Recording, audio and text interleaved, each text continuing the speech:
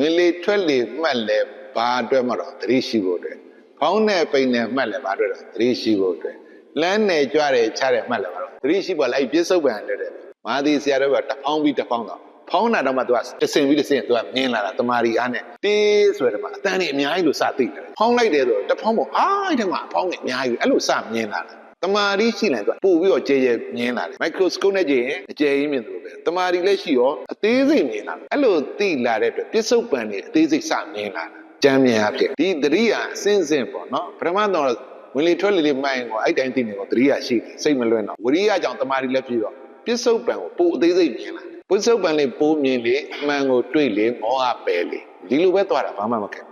အဲ့တော့ဝင်လေထွက်လေမှတ်လဲသတိရှိဖို့ပဲဖောင်းနေပိန်နေမှတ်လဲသတိရှိဖို့ပဲနားရဲမှတ်လဲသတိရှိဖို့ပဲတွေးတယ်မှတ်လဲ